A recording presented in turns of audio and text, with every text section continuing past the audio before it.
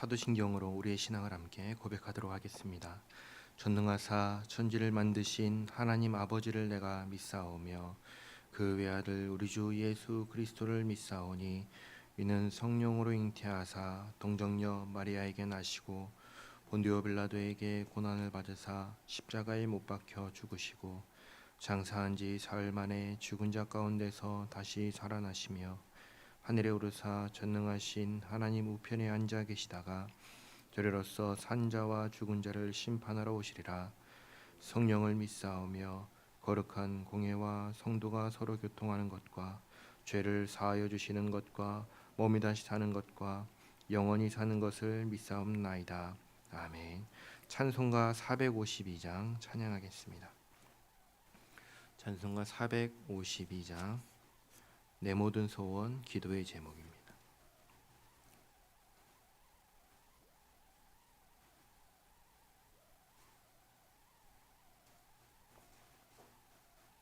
찬송가 452장 같이 찬양하겠습니다. 내 모든 소원 기도의 제목 예수님 닮기 원함이라. 예수님 영상 나 입기 위해 세상에 보화 아끼잖네. 예수님 닮기 내가 원하네. 날 구원하신 예수님을 내 마음 속에 지금 고도사 주님의 형상 인치소서. 무한한 사랑 풍성한 긍휼 슬픈 자 위로하시는 주.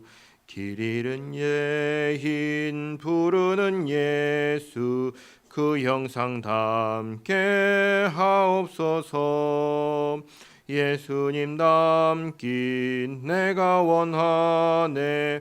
날 구원하신 예수님을 내 마음 속에 지금 고도사 주님의 형상 인치소서. 겸손한 예수 거룩한 주님 원수의 멸시 참으시사 우리를 위해 고난을 받은 구주를 닮게 하옵소서. 예수님 닮기 내가 원하네.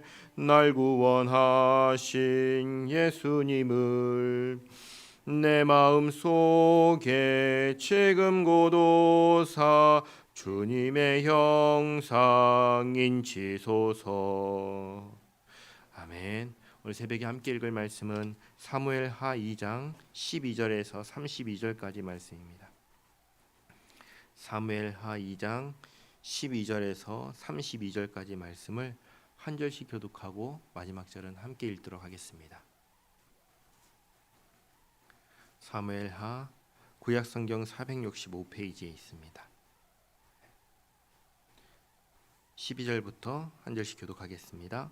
넬의 아들 아브넬과 사울의 아들 이스보셋의 신복들은 마하나임에서 나와 기브온에 이르고 스루야의 아들 요압과 다윗의 신복들도 나와 기브온 못가에서 그들을 만나 함께 앉으니 이는 못 이쪽이요 그는 못 저쪽이라.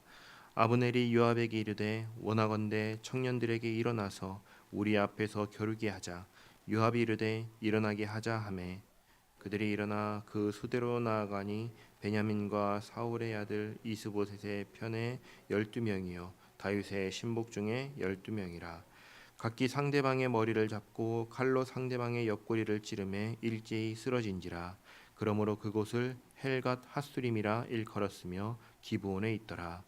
그날에 싸움이 심히 맹렬하더니 아브넬과 이스라엘 사람들이 다윗의 신복들 앞에서 패하니라. 그곳에 스루야의 세 아들 요압과 아비새와 아사엘이 있었는데 아사엘의 발은 들노루같이 빠르더라. 아사엘이 아브넬을 쫓아 달려가되 좌우로 치우치지 않고 아브넬의 뒤를 쫓으니 아브넬이 뒤를 돌아보며 이르되 아사엘아 너냐 대답하되 나로다.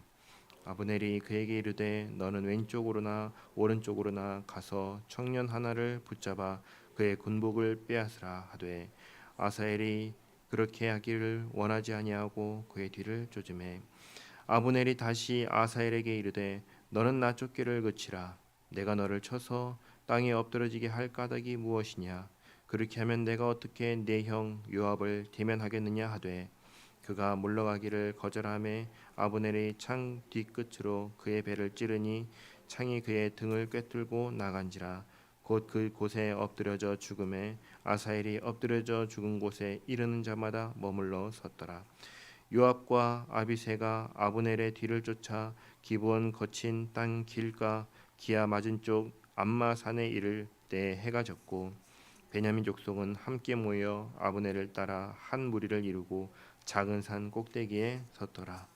아브넬이 요압에게 외쳐 이르되 칼이 영원히 사람을 상하겠느냐 마침내 참혹한 일이 생길 줄을 알지 못하느냐 네가 언제 무리에게 그의 형제 쫓기를 그치라 명령하겠느냐 요압이 이르되 하나님이 살아계심을 두고 맹세하노니 네가 말하지 아니하였다면 무리가 아침에 각각 다 돌아갔을 것이요 그의 형제를 쫓지 아니하였으리라 하고 요압이 나팔을 불매 온 무리가 머물러 서고 다시는 이스라엘을 쫓아가지 아니하고 다시는 싸우지도 아니하니라.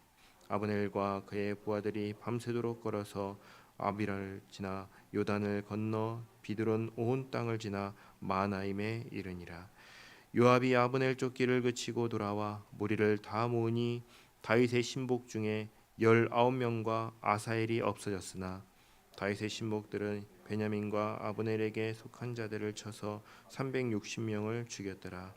무리가 아사엘을 들어올려 베들레헴에 있는 그의 조상묘에 장사하고 요압과 그의 부하들이 밤새도록 걸어서 헤브론에 이른 때 날이 밝았더라. 아멘. 오늘 이 새벽에도 하나님의 은혜가 저와 여러분에게 함께하기를 기원합니다. 12절 말씀을 보시면 이스라엘 군사들이 기브온으로 진군을 합니다. 그리고 13절을 보시면 유다의 군사들도 기브온으로 진군합니다. 기브온은 이제 기브온 연못이라고 표현하죠. 그 연못을 가운데 두고 마주보고 앉습니다. 14절 보시면 아브넬 그러니까 이스라엘 측의 대표가 우리 한번 나와서 겨뤄보자 이 얘기를 합니다. 이제 그냥 겨루는 게 아니죠. 이제 목숨을 걸고 이제 싸우는 것이죠. 이걸 이제 유다 측에서 그러니까 요압이 승낙합니다. 그래서 15절에 보시면 이스라엘 대표 12명과 유다의 대표 12명이 나와서 싸우는데 16절 보시면 싸운 결과가 어떤가요? 다 죽지요. 헬갓 핫수림이라고 이렇게 그 지역을 이름합니다. 밑에 보시면 성경책 밑에 보시면 1 괄호하고 뭐라고 써 있죠? 날카로운 칼의 밭이라고 하죠. 그러니까 거기서 이제 칼로 이제 싸우는 일이 있었다는 것이죠. 그리고 이제 다 죽었습니다. 그랬더니 17절 보시면 대표로 12명만 나와서 싸우기로 했는데 다 죽었으면 이제 비긴 거잖아요. 끝난 거잖아요. 그럼 이제 그만해야 되는데 그러지 않습니다. 와 하고는 다 격돌을 합니다. 아마 이스라엘과 유다의 첫 전쟁인 것 같습니다. 그래서 누가 이기냐? 유다가 이깁니다. 이스라엘이 지죠. 퇴각을 합니다. 퇴각하는 이스라엘을 유다가 추격합니다. 추격하는데 누가 재빠르게 나아가냐면 18절 보시면 누구죠? 발빠른 아사헬. 그렇죠? 아사헬이 추격을 합니다. 21절 보시면 아브넬이 자기를 집요하게 쫓아오는 아사헬에게 날 잡지 마라. 다른 놈 잡아라. 이 얘기를 합니다. 그러나 이제 전쟁에서 우두머리를 잡으면 그게 큰 공이 되잖아요. 아마 이제 공을 세우려는 욕심이었는지 이 아사헬이 아브넬을 끝까지 추격합니다. 그러자 22절 또 아브넬이 아사헬에게 이렇게 말합니다. 너 계속 나 쫓다가는 죽는다. 너 죽으면 네 형을 내가 어떻게 보겠냐. 그러니까 쫓지 마라 하는데 그래도 쫓아가지요. 그러니까 23절 쫓아가니까 창을 뒤로 이렇게 해가지고 이 달려오는 관승에 그 못 이겨서 그런지 모르겠지만 거기에 그냥 찔려 죽습니다. 아셀이 죽고 말죠. 아셀이 죽고 아브넬은 도망가고 이제 유다의 군사들은 같이 막 추격하다가 이 아셀이 죽으니까 어떻게 해요? 그 자리에 멈춰 섭니다. 근데 이제 24절 보시면 아사엘이 동생이 죽었는지 살았는지 모르고 그의 형들 요압과 아비새가 계속해서 이제 추격을 하는 것이죠. 어디까지 가냐면 어디까지 간다고 해요? 암마라는 산까지 간다고 합니다. 암마라는 산은 이제 성경에 딱 이 한 번 나오기 때문에 이것이 어떤 곳인지 어떻게 생겨먹은 곳인지 전혀 모릅니다. 어쨌든 25절 보시면 이제 베냐민 족속과 함께 모여 아브넬이 이제 그 암마산 작은 산 꼭대기에 이제 집결을 합니다. 한숨 돌린 아브넬이 말합니다. 26절 그만 추격해라 얘기하는 거죠. 계속해서 추격하다가는 돌이킬 수 없는 일이 일어나기 전에 이제 그만둬라 하죠. 그러니까 이제 요압이 하는 말이 27절 아침에 네가 나한테 우리 겨뤄보자라고 말하지 않았으면 내가 이런 일이 있었겠냐. 그러면 아침에 그냥 얼굴 보고 마주 앉았다가 벌써 돌아갔을 것을 네가 쉽게 말하면 이거죠. 시비 걸어서 이런 일이 생긴 게 아니냐 이 얘기를 하는 거죠. 근데 이제 더 쫓기에도 곤란합니다. 왜냐하면 지금 그 암마산에 누가 모였어요? 아브넬만 있는 게 아니고 베냐민 족속도 와가지고 무리를 모은 거예요. 그러니까 이제 상대하기가 곤란하니까 28절 보시면 나팔을 불고 그만 추격하고 돌아가자 하는 것이죠. 29절 그렇게 해서 퇴각을 하니까 이 이스라엘 사람들이 이제 다행이다 싶어가지고 밤새 걸어서 마하나임으로 갑니다. 마하나임이 어디죠? 이스라엘 왕을 세운 곳이죠. 그러니까 자기 본 주거지로 돌아가는 것이죠. 자 그렇게 해서 전쟁이 끝납니다. 이제 결산을 해봅니다.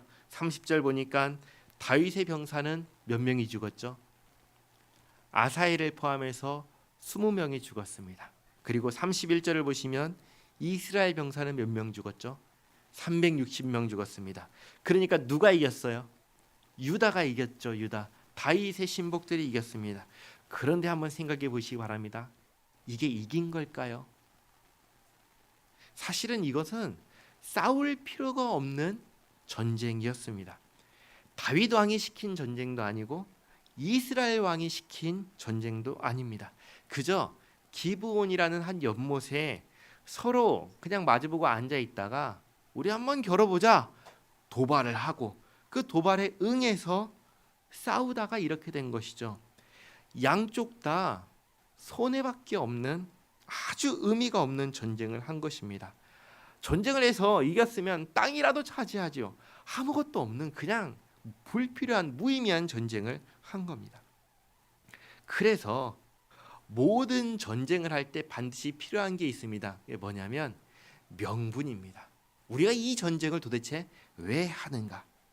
이 명분이 없는 전쟁은 무의미한 전쟁입니다. 그리고 거기에 더해서 요압과 그리고 아비새의 동생 누가 죽었죠? 아사엘이 죽었잖아요. 이게 다음 장 3장을 보시면 이게 나중에 문제가 되는 것이죠.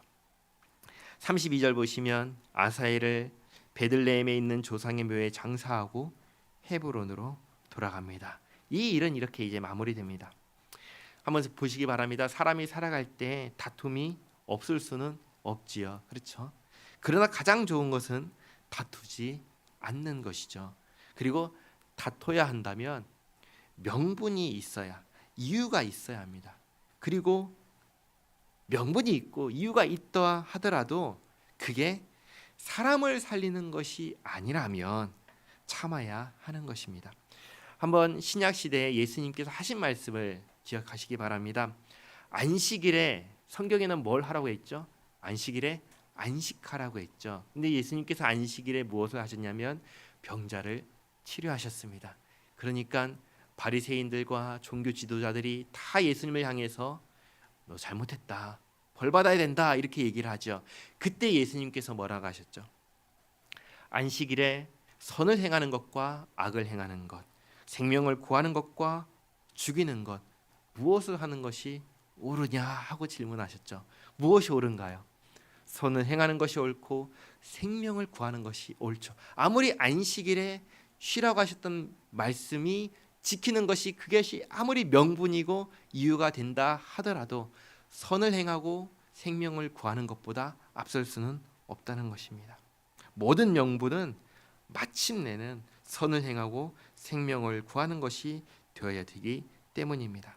사람의 생명보다 소중한 것은 없습니다. 이것을 잊지 마시기 바랍니다. 기도하겠습니다. 하나님, 오늘도 새벽을 깨워서 주님 앞에 나와서 말씀 듣고 기도하게 하시니 감사합니다.